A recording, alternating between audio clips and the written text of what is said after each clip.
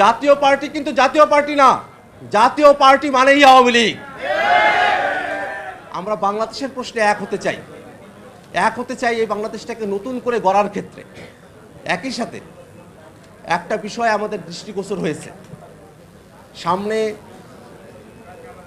একটা নির্বাচন অনুষ্ঠিত হবে, সেই নির্বাচনে কোনোভাবেই যেন পতিত ফেসিবাদীদের কেউ অংশগ্রহণ করতে না পারে সেটা আমাদেরকে নিশ্চিত করতে হবে।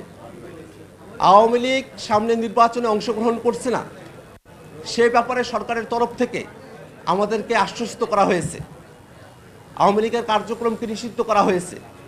কিন্তু আওয়ামী লীগকে আওয়ামী লীগ হওয়ার জন্য যে দলটা সব থেকে বড় দায়ী, জাতীয় পার্টি, সেই দলটার ব্যাপারে এখনো কোনো সিদ্ধান্ত নেওয়া হয় নাই।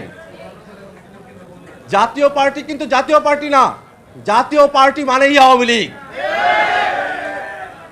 আওয়ামী লীগকে বাইরে রেখেও জাতীয় পার্টি নির্বাচনে আসার সুযোগ পাওয়ার অর্থ হলো আওয়ামী লীগ এই নির্বাচনে অংশগ্রহণ করলো। আমার গণ অধিকার পরিষদের ভাইরা জাতীয় পার্টির বিরুদ্ধে আন্দোলন করতে গিয়ে আপনারা মার খেয়েছেন, নুরুল হক নূর ভাইকে রক্ত ঝরাতে হয়েছে।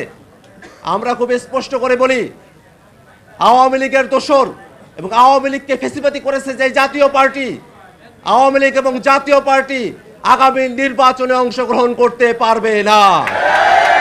এই আওয়ামী লীগকে নির্বাচনে নিয়ে আসার জন্য জাতীয় পার্টির যেসব নেতারা বক্তব্য দিচ্ছেন, তারা দেশ বিরোধী বক্তব্য দিচ্ছেন, তাদেরকে গ্রেফতার করে আইনের আওতায় নিয়ে আসতে হবে।